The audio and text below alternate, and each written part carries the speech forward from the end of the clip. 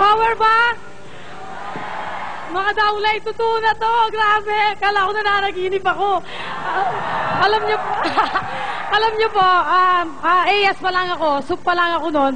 Sabi ko, kailan kaya ako akit sa stage na yan? Talaga pong pinangarap ko na to na makapagsalita dito. Grabe. Kinakabahan ako talaga. Na-recruit po ako sa Forever Living 1997 po.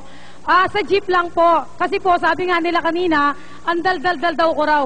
Alam niyo po, anong panahon na yon, kailangan ko na talagang magdaldal. Kasi ako po yung taong bata pa, nagtatrabaho na po ako. 9 years old pa lang po ako, nagtitinda na ako sa palengke, nung mga stainless.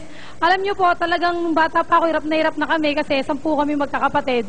Ako lang po ang panganay. Bali, agdan-agdan po kami, di ba, Power? Tapos po, bukod puso nagtitinda ako sa palengke. Pagka katabi pa ako nagtitinda ng ibang gulay, binibili ko pa po yun para kumita lang. Tapos pag meron pa pong nagpakarga, yung kargador, nagkakargador pa rin po ako sa halagang piso lang. Grabe! Tapos pinasok ko po lahat ng direct selling. Alam nyo po, nalugi po ako. Nung panahon po na yun, napakarami ko pong utang. Grabe po ang utang ko. Talagang magkabila-kabila, marami po akong utang, sinisingil ako, talagang malaking kahiyan ang ninaabot ko noon. Pero isang araw po, natatandaan ko December noon, nakasama ako sa jeep. Sabi ko pong ganon, sa kaibigan ko, kasi nagbibini siyang blind na naman ako noon, dahil talagang kahit anong hanap buhay, pinapasok ko. Sabi ko, alam mo Luz, ang dami kong problema, gusto ko na magtago, gusto ko na mag-abroad, ang dami kong utang, sabi ko.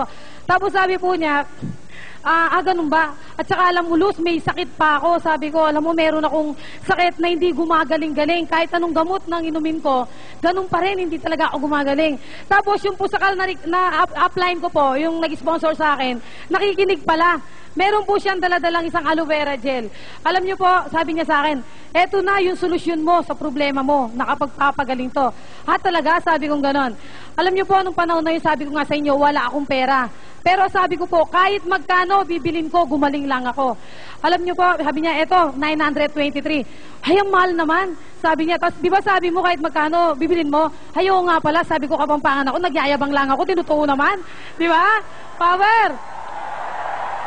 Tapos, sabi ko pong ganon, sige, bibiling ko na yan. Kaya lang, dahil negosyante nga ako noon, nagtitinda nga ako sa mga palengke, may mga pwesto ko.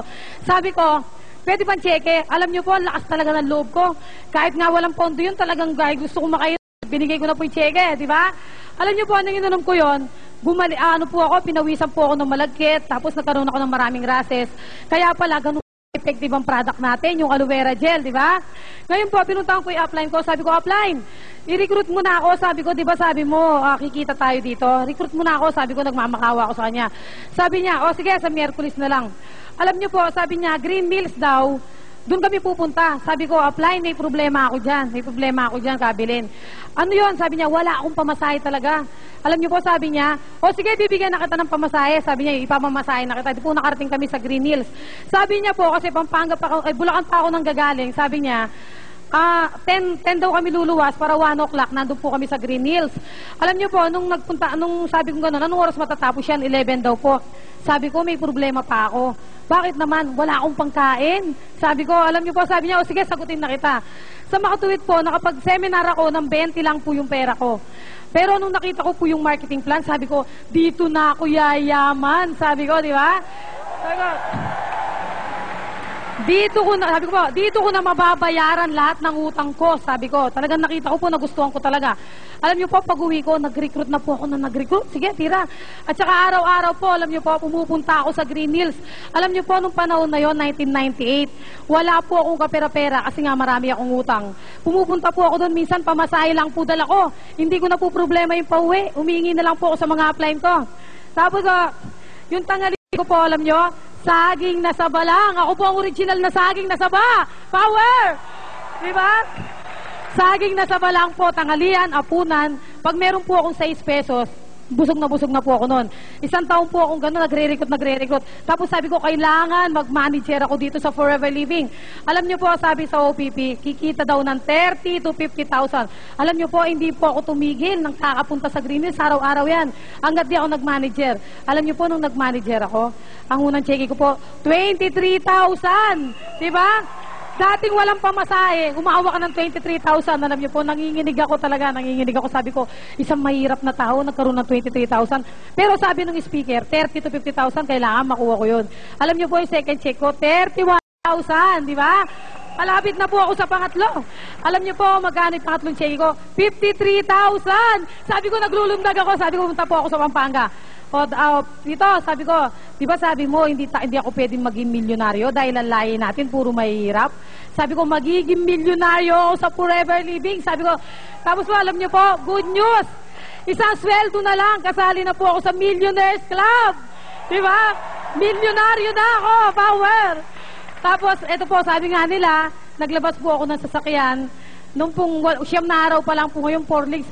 Grabe po, ang sarap. Dati po ako lang nagkakargador. Ngayon, tingnan mo naman, naka-4 legs ako, power talaga. Di ba? Power. Alam niyo po, no? Advice ko lang po doon sa mga baguhan dito. Huwag niyo pong intindihin na malayo po kayo. Kasi po ako, kahit malayo, araw-araw yun, 11 o'clock, umuwi po ako. Hindi ko na lang magkwento dahil kulang ang oras. Alam niyo ba, no? Sabi ko nga sa mga bago, huwag niyo pong isipin na wala kayong pera. Alam niyo po, ako, wala akong pera. Pero nag-manager ako sa Forever Living. Di po ba? O, tuloy-tuloy niyo lang po ang Forever Living. Alam niyo po kung anong goal ko? Gusto niyo po malaman ang goal ko? Alam niyo po, gusto ko bago matapos ang taon, makasama po ako sa Superstar! Power! Maraming salamat po. Ako po si Connie de Castro.